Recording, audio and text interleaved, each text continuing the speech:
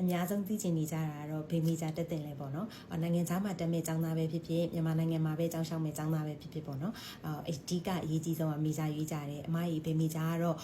ဘယ်အလုပ်ကလေးတွေအဆင်ပြေလဲဘေးမီဂျာကတော့လာစားကောင်းလဲဆိုပြီးရွေးကြရပေါ့နော်ဒီဗီဒီယိုလေးမှာအမကမီဂျာစဉ်းစားတဲ့အချိန်မှာအဓိကစဉ်းစားတဲ့အချက်3ချက်ကိုအမပြောပြပေးသွားပါမယ်မီဂျာရွေးဖို့စဉ်းစားကြတဲ့အချိန်ကျရင်ဒီအချက်3ချက်ကိုအရင်ဆုံးစဉ်းစားပေါ့နော်ပထမဆုံးအချက်ကကိုတိုင်းပေါ့နော်ကိုတိုင်းတို့ဘာလို့ပြောလဲဆိုတော့မီဂျာလျှောက်ပြီးသွားရင်အဲ့ဒီမီဂျာကိုကိုတိုင်းတက်ရမယ်ကိုတိုင်းစာလုပ်ရမယ်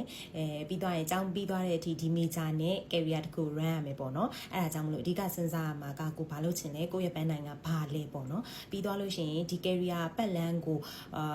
မစဉ်းစားခင်ပေါ့နော်ဘယ်အရာကတော့ကိုစိတ်ဝင်စားနိုင်မလဲဆိုတဲ့ဟာကိုကိုရဲ့ senior တွေမိတာပဲဖြစ်ဖြစ်ပေါ့နော်ဒါမှမဟုတ်လို့ရှိရင်ဒီလို internet ကinternet ထဲမှာရှာတာပဲဖြစ်ဖြစ်လုပ်ကြည့်ပေါ့နော်အဲ့တော့အရေးကြီးဆုံးကတော့ကိုတိုင်းစဉ်းစားဖို့ကအရေးကြီးပါတယ်နောက်တစ်ချက်ကတော့မိဘတွေဖြစ်ချင်တဲ့ဟာပေါ့နော်ဘာလို့မိဘတွေဖြစ်ချင်တဲ့ဟာကိုဒုတိယထားလဲဆိုတော့ပထမဟာနဲ့ပြန်ချိတ်ရမှာပေါ့နော်မိဘတွေဖြစ်ချင်တာကကြတော့ဒီမီဂျာလေးတက်စေချင်တယ်ပေါ့နော်ဒါပေမဲ့ကိုတက်ချင်တာမီဂျာနောက်တစ်ခုပေါ့နော်အဲ့လိုမျိုးဆိုလို့ရှိရင်မိဘတွေနဲ့ negotiate လုပ်ရတော့မယ်အဲ့ဒီချိန်မှာကိုတက်ချင်တဲ့မီဂျာကကိုတိုင်းတက်ရမှာဖြစ်တဲ့ဟာကိုအရင်ဆုံးမိဘတွေနဲ့ဆွေးနွေးပေါ့နော်ဆွေးနွေးပြီးသွားလို့ရှိရင်ကိုမီဂျာနဲ့ကိုဘယ်လောက်ထိလုပ်ပေးနိုင်မလဲကိုဘယ်လောက်ထိဒီမီဂျာပေါ်မှာဘယ်လောက်ပေါ့နော်ဆရာထက်သန်မှုရှိလဲဆိုတာသူတို့ယုံကြည်အောင်ထားမှာပေါ့အဓိကမိဘတွေရဲ့သဘောကကြတော့ကိုသားသမီးကိုကောင်းတဲ့နေရာပဲကောင်းတဲ့မီဂျာပဲအကုန်လုံးရစေချင်တာအောင်เนาะအဲ့တော့သူတို့ရဲ့စိတ်ထဲမှာဒီမီဂျာကကိုအတွက်ဘယ်လောက်ထိအဆင်ပြေကြအောင်ဘယ်ဟာဘယ်လောက်ဆိုလို့ရှိရင်ဘယ်လောက်ထိကောင်းချောင်းပေါ့เนาะအဲ့ဒါလေးတွေပြောပြနိုင်ရမယ်ပေါ့เนาะနောက်ဆုံးတစ်ချက်ကတော့ trend out လိုက်ရမယ်ဘာလို့ trend out လိုက်ရမယ်ပြောလဲဆိုတော့ကိုတက်မဲ့မေဂျာရဲ့အကြောင်းကိုစုံစမ်းရမှာเนาะကိုတက်မဲ့မေဂျာက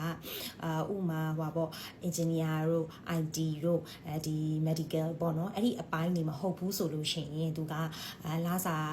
အနေထားပြီးသွားလို့ရှိရင်လုပ်ငန်းခွင်အနေထားပေါ့เนาะပြီးသွားရင်နိုင်ငံအနေထားနဲ့လိုက်ပြီးတော့သူတို့ရဲ့ပုံစံလေးတွေကွာကြတယ်ပေါ့เนาะလုပ်ပုံလုပ်နည်းလေးတွေကွာတယ်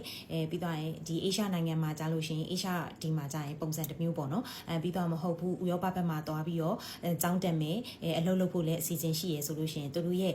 ကာချာတွေနဲ့ပေါ့เนาะသူတို့ရဲ့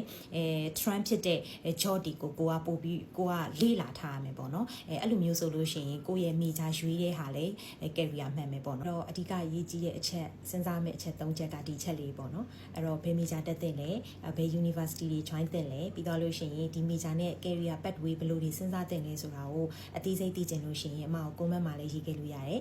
message ကိုလည်းလာပြီးတော့မိလို့ရပါတယ်